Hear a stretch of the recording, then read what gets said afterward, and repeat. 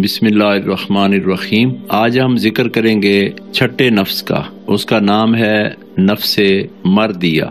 इससे पिछला जो नफ्स था उसका नाम था नफ्स रादिया।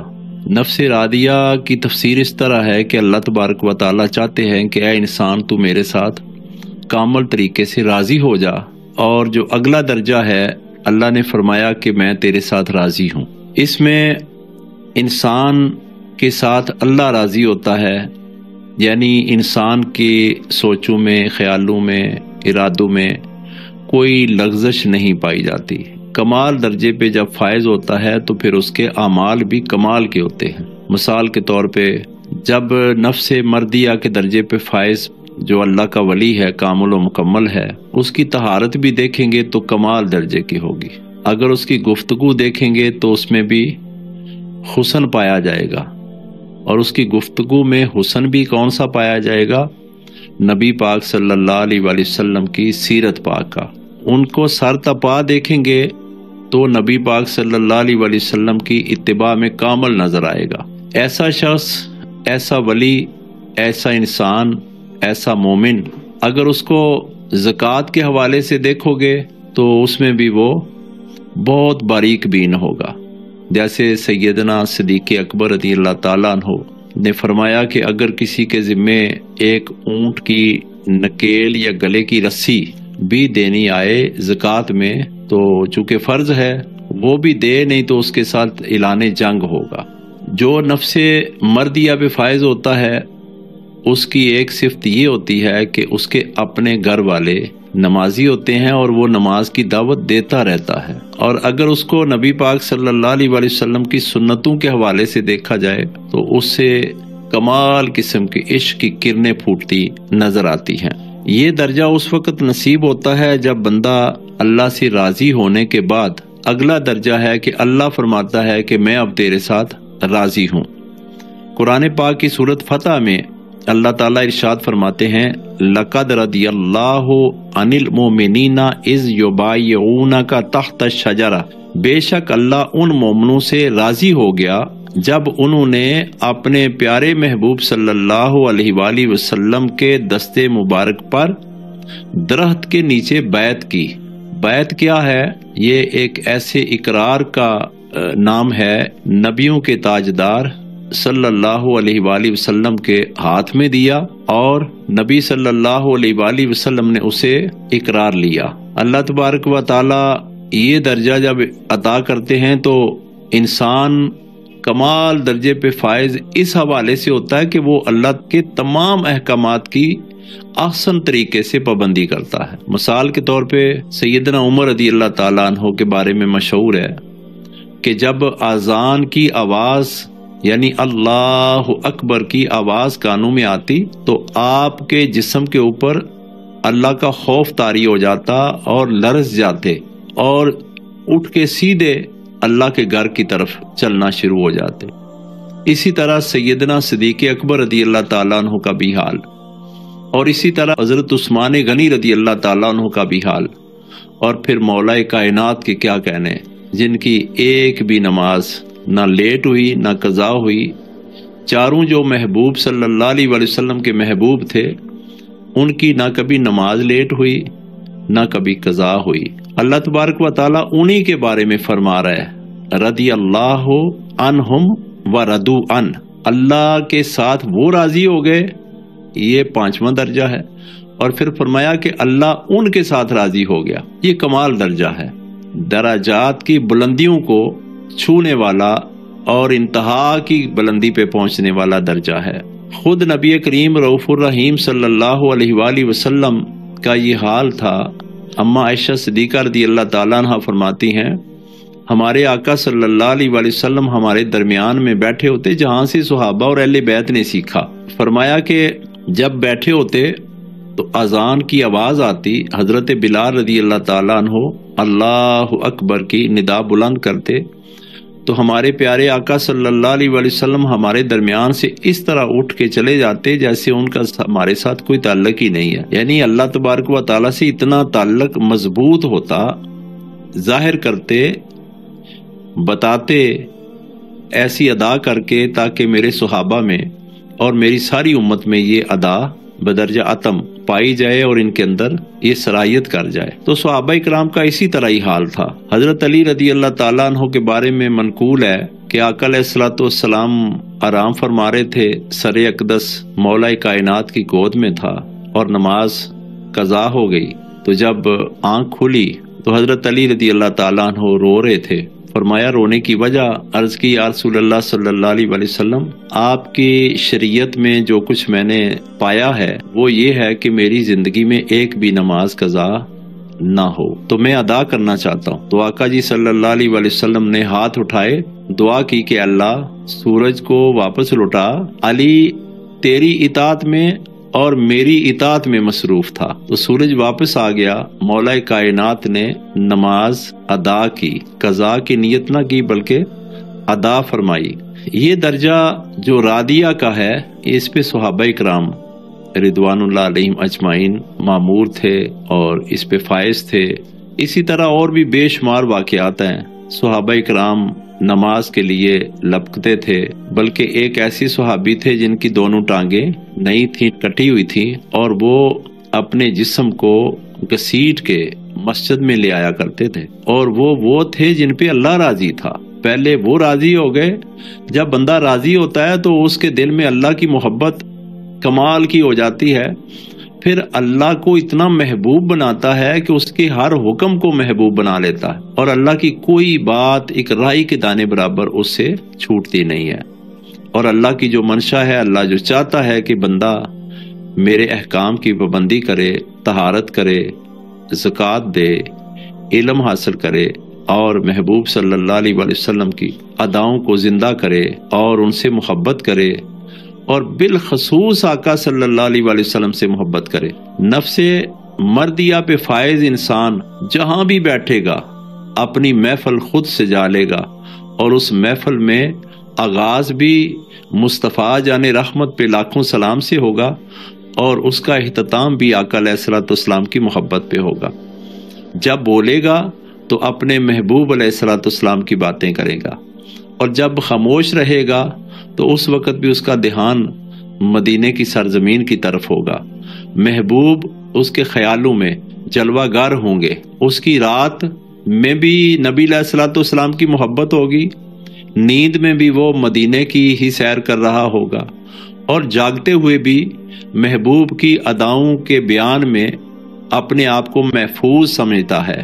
آگے اللہ تبارک و تعالیٰ قرآن پاک میں فرماتے ہیں یا ایتھا النفس المطمئنہ، اس میں نفس مطمئنہ کا ذکر ہے۔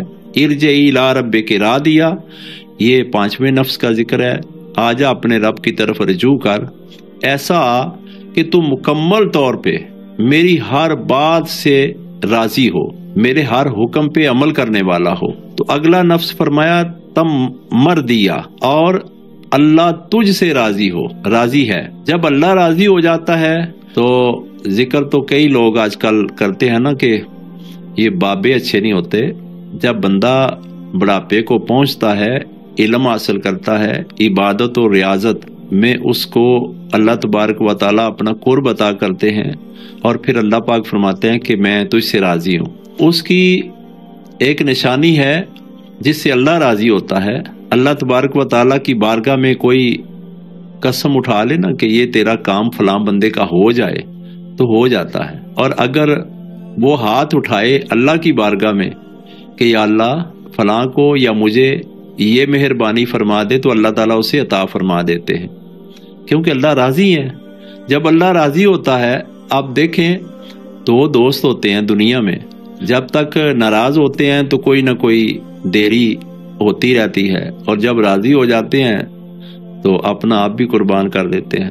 تو جب اللہ راضی ہو جاتا ہے تو اپنی نعمتیں عطا فرما دیتا ہے۔ اللہ پاک ارشاد فرماتے ہیں کانا یامر اہلہ بالصلاۃ والزکوٰۃ وکانا عند ربہ مردیہ۔ اللہ تبارک و تعالیٰ نے نفس مردیہ پہ فائز بندے کے لیے یہ آیت نازل فرمائی۔ سورت مریم کی آیت ہے، آیت نمبر 55 ہے۔ وہ اپنے اہل و عیال کو نماز اور زکوٰۃ کا حکم فرماتے ہیں۔ پہلے بھی میں بیان کر چکا ہوں کہ جو نفس مردیہ کے اوپر فائز ہوتے ہیں وہ اپنی اولاد کی فکر میں رہتا ہے کہ میری اولاد میں سے کسی کی نماز قضا نہ ہو، اور پھر وہ چاہتا ہے کہ میری اولاد صالحین میں سے ہو، اور پھر وہ دعا بھی کرتا ہے کہ یا اللہ میری اولاد کو صالحین میں سے کرنا، اور وہ زکوٰۃ دیتا ہے۔ زکوٰۃ آج جو حالات ہیں، لوگ مسئلے ڈھونڈ رہے ہیں کہ کوئی ایسا مسئلہ مل جائے جس سے ہمیں زکوٰۃ نہ دینی پڑے۔ چند دن پہلے ایک بندے نے مجھے مسئلہ پوچھا، مثال کے طور پہ 1 کروڑ کا پلاٹ لیا اور اس میں سے مجھے 10 لاکھ پرافٹ ہوا، تو میں 10 لاکھ پہ زکوٰۃ دوں گا؟ یعنی اس کا نفس چاہ رہا تھا کہ میں اتنے پیسے دوں، میری زیادہ سے زیادہ بچت ہو جائے۔ تو اللہ تبارک و تعالیٰ فرماتے ہیں جو نفس مردیہ پہ فائز ہوتا ہے نا، اس کی دولت بھی پاک ہوتی ہے، اس کا جسم بھی پاک ہوتا ہے، اس کی روح بھی پاک ہوتی ہے، اس کے بچے بھی پاک ہوتے ہیں، اس کی بیوی بھی پاک ہوتی ہے، اس کا گھر بھی پاک ہوتا ہے، اس کا رہنا سہنا بھی پاک ہوتا ہے، اس کی سوچوں میں ایسی طہارت ہوتی ہے جیسے ارشاد فرمایا میرے اہل بیت ایسے پاک ہیں جیسے پاکی کا حق ہوتا ہے۔ ایک جگہ پہ فرمایا میرے اہل بیت، تو قرآن کی آیتوں میں سے آیتیں ہیں، وہ ایسے پاک ہوتے ہیں جن کو نفس مردیہ کا درجہ نصیب ہوتا ہے۔ کیوں؟ اس پہ اللہ راضی ہوتا ہی تب ہے جب وہ اللہ تبارک و تعالیٰ کے تمام احکامات کی پابندی کرنا شروع کر دیتے ہیں، اور صرف پابندی دکھاوے کی حد تک نہیں، دل کی پاکیزگی کے ساتھ، قلبی لگاؤ کے ساتھ، اور وہ کامل طریقے سے اللہ سے محبت کرتے ہیں۔ آگے نفس مردیہ کی صفات، اور فرمایا کہ اس کی صفات میں سے نرمی ہے۔ اب دیکھو جو کامل ہو جاتے ہیں ان کی زبانیں میٹھی ہو جاتی ہیں۔ صحت اس وقت ہوتی ہیں جب وہ نافرمانی کسی کرنے والے کو دیکھتے ہیں، تو فرماتے ہیں کہ اشداء علی الکفار رحماء بینہم، آپس میں بڑے رحم دل ہوتے ہیں، لیکن جب کوئی انکار کرتا ہے اللہ کے احکامات کی تو اس کے لیے وہ سخت ہو جاتے ہیں۔ تو لطف و کرم اس کا وتیرہ ہوتا ہے، اور جملہ اخلاق حسنہ یہ اس میں عتم پائے جاتے ہیں۔ قرب الہی میں وہ فنا ہوتا ہے، اور اتباع محمدی صلی اللہ علیہ وآلہ وسلم میں وہ کمال درجے پہ فائز ہوتا ہے، اور یہ صفات اس میں پائی جاتی ہیں، اور پھر وہ مزید ترقی کرتا ہے۔ جب مزید ترقی کرتا ہے تو اس کو نفس کاملہ کا درجہ نصیب ہوتا ہے۔ نفس کاملہ انشاءاللہ اگلی گفتگو میں ہم بیان کریں گے۔ نفس کاملہ میں قرآن پاک میں اللہ تعالیٰ نے جگہ جگہ پہ ذکر کیا ہے۔ جو نفس کاملہ پہ فائز ہو جاتا ہے اس کے لیے جنت کے نظارے، جنت میں گھر کے اندر کیا کیا ہوگا، کیسی نہریں ہوں گی، کیسے ان کے لیے غلام ہوں گے، اور غلاموں کو کیسا سجایا ہوا ہوگا، اور وہ کیا کھائے گا، کیا پیے گا، کیسے رہے گا، کیسے بیٹھے گا۔ فرمایا تخت لگے ہوئے ہوں گے، تکیے لگے ہوئے ہوں گے، اور وہ بڑے آرام سے بیٹھے ہوئے ہوں گے۔ اللہ تبارک و تعالیٰ نے ان کی صفات اتنی بیان کی ہیں کہ انشاءاللہ اگلے بیان میں ہم اس کی بھی وضاحت فرمائیں گے۔ اللہ تبارک و تعالیٰ ہمیں توفیق دے کہ ہم قرآن کو پڑھیں ترجمے کے ساتھ، حدیث کو پڑھیں۔ ایک کتاب ہے بہار شریعت، اس میں مسائل لکھے ہوئے ہیں۔ دیکھیں طہارت تو اس وقت آئے گی جب طہارت کے مسائل کا پتہ ہوگا، وضو کا پتہ ہوگا کہ اس میں فرائض کتنے ہیں، اس میں سنتیں کتنی ہیں۔ طہارت سب سے پہلی شرط ہے۔ طہارت صرف جسم کی نہیں بلکہ روح کی بھی طہارت ہو، اور جسم اور روح کی طہارت کے لیے جب تک کہ بندہ کسی کامل کی صحبت اختیار نہیں کرتا، جیسے ایک بندے نے ڈاکٹر بننا ہے تو ڈاکٹری کی کتابیں اگر گھر میں لے آئے، ان سب کو پڑھے گا تو ڈاکٹر نہیں بنے گا، اس کو سند نہیں ملے گی جب تک کہ کسی تجربہ کار اور کامل ڈاکٹر کے کسی کالج میں باقاعدہ داخلہ نہیں لے گا اور پھر اس میں امتحان پاس نہیں کرے گا، اس وقت تک اسے نہ وہ درجہ ملے گا، نہ کوئی ڈاکٹر کہے گا، اور نہ ہی اسے کوئی ڈگری ملے گی۔ اسی طرح یہ جب تک سارے مسائل سیکھنے کے لیے کسی کامل کے پاس داخلہ نہیں ہوگا، یعنی اللہ تبارک و تعالیٰ نے فرمایا کہ وہ داخل ہوئے، بیان فرمایا کہ انہوں نے درخت کے نیچے میرے محبوب علیہ الصلوۃ والسلام کے دستے مبارک پہ بیعت کی، داخل ہو گئے، اور ایسے داخل ہوئے کہ نبی علیہ الصلوۃ والسلام نے اپنے سینے کا فیض ان کے سینے میں ڈال کے اور ایک نگاہ کر کے ان کو درجہ کمال پہ پہنچا دیا۔ تو اللہ نے فرمایا جب ان کو درجہ کمال پہ پہنچایا تو میں پھر ان سے راضی ہو گیا، وہ مجھ سے راضی ہوئے، میں ان سے راضی ہو گیا۔ دیکھیں جب تک ساری شریعت نہیں پڑھیں گے، قرآن سارا نہیں پڑھیں گے، اللہ نے کیا کیا فرمایا ہے ہمیں، اللہ کیا باتیں کرتا رہا ہے ہمارے ساتھ، اللہ چاہتا کیا ہے، اللہ یہ چاہتا ہے کہ انسان تو نفس امارہ کے جال سے نکل کے نفس لوامہ کے درجے پہ فائز ہونے کے بعد پھر نفس ملہمہ کا درجہ طے کرے، پھر نفس مطمئنہ کا درجہ طے کرے، پھر نفس راضیہ کا درجہ طے کرے، پھر نفس مردیہ کے درجے پہ فائز ہو کے کامل ہو جائے۔ جب کامل ہوتا ہے تو اللہ نے فرمایا اب اے انسان تیرے ہاتھ میرے ہاتھ ہیں، تیری زبان میری زبان ہے، تیری آنکھیں میری آنکھیں ہیں۔ اللہ اپنے انوار و تجلیات کا اس کے جسم کو مرکز بنا دیتے ہیں۔ جب اس کا ہاتھ اٹھتا ہے یا حکم الہی پہ اٹھتا ہے یا اطاعت مصطفیٰ صلی اللہ علیہ وآلہ وسلم میں اٹھتا ہے۔